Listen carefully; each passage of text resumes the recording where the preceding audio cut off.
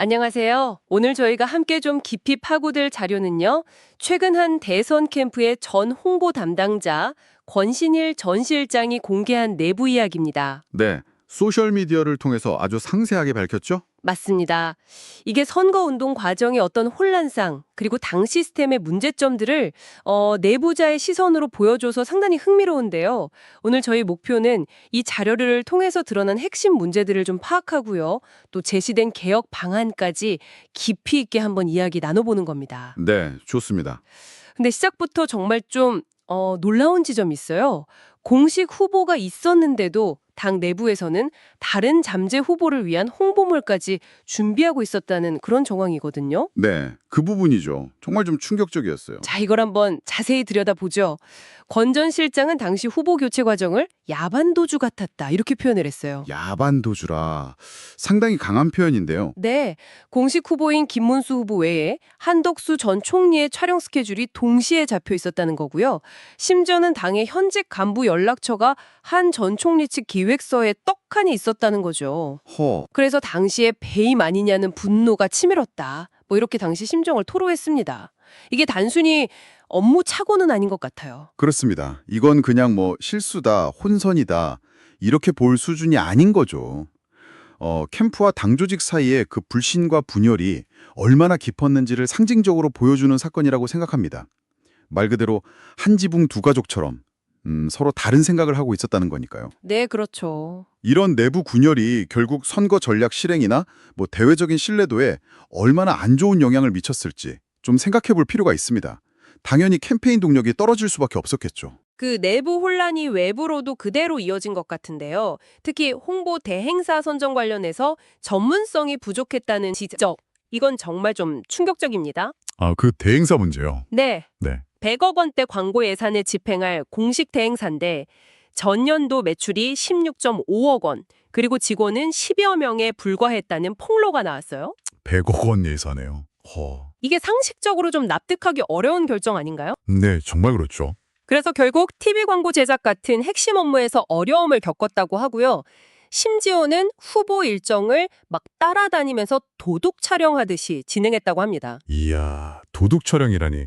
이게 얼마나 주먹구구식으로 일이 진행됐는지 보여주는 단적인 예 같습니다. 바로 이 지점이 중요한데요. 그 캠페인 같은 정말 대규모 프로젝트에서 전문가와 자원을 어떻게 잘 배분하고 관리하는지가 얼마나 중요한지 이걸 역설적으로 보여주는 사례라고 생각합니다. 그렇죠. 이런 의사결정 과정의 문제가 결국 캠페인 전체의 효율성 그리고 전문성에 아주 큰 영향을 미칠 수밖에 없다는 거죠. 그런데요, 이렇게 공식 라인이 좀 삐걱대는 와중에 오히려 예상치 못한 곳에서 빛을 발한 것은 자원봉사자 중심의 SNS 게릴라전이었다고 합니다. 이 점이 또 흥미로워요. 네. 그 자발적인 움직임들 말이죠. 네, 특히 예상치 못한 지지층, 예를 들면 새미래당이나 민주당 지지자들까지 나서서 아이디어를 제공하고 파파미, 그러니까 파도 미담이라는 신조어까지 만들어냈다는 점이 참 인상 깊습니다. 네, 파파미. 그 현상이 정말 대단했죠. 네, 그러니까 이전 트위터죠. X 팔로워가 급증하고 어떤 특정 콘텐츠는 500만 조회수를 기록하기도 했다고 하고요. 와, 500만. 대단하네요. 이 파파미 현상과 특히 20대 남성 또 30대 여성 같은 새로운 지지층의 자발적인 참여는 정말 주목할 만합니다. 기존의 어떤 정형화된 선거운동 방식과는 완전히 다른 거잖아요. 네, 완전히 다르죠. 아래로부터의 어떤 소통, 그리고 콘텐츠 확산의 힘, 이런 풀뿌리 민주주의의 힘을 보여주는 사례라고 할 수 있겠습니다. 어쩌면 이게 미래의 정치 커뮤니케이션에 중요한 어떤 가능성을 시사하는 건지도 모르겠어요. 그럴 수 있겠네요. 공식 조직이 놓친 부분을 시민들이 자발적으로 메워준 셈이니까요. 그래서 권 전 실장은 이런 경험들을 바탕으로 몇 가지 구체적인 개선 방안을 제시합니다. 상당히 좀 날카로운데요. 네, 어떤 내용들이죠? 첫째는 과거에 좀 부실했던 백서 제작 관행을 비판하면서요. 민간 기업처럼 외부 경영 컨설팅사에 맡겨서 객관적인 패배 원인 분석과 당무 감사를 해야 한다. 이렇게 주장합니다. 외부 컨설팅이요? 네. 둘째는 이런 주먹구구식 대행사 선정을 좀 지양하고 캠페인 시스템 전반의 전문성을 강화해야 한다.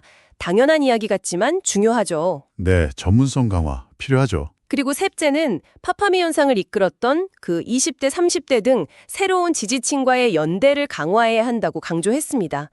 그러면서 이건희 회장의 그 유명한 말, 마누라, 자식 빼고 다 바꾸라는 말까지 인용을 했더라고요. 아, 그 정도로 아주 강하게 변화를 촉구한 거군요. 결국 이 모든 주장의 핵심은 정당 운영의 개방성, 그리고 전문성이 정말 절실하다는 건 아니겠습니까? 네, 맞는 말씀입니다. 네, 내부의 문제점을 솔직하게 인정하고 또 외부의 객관적인 시각과 전문성을 좀 적극적으로 수용해야 하고요. 그리고 새로운 지지층, 특히 젊은 세대의 목소리에 귀를 기울여야만 지속 가능한 발전과 국민 신뢰 회복이 가능하다. 뭐 이런 메시지로 읽힙니다. 네.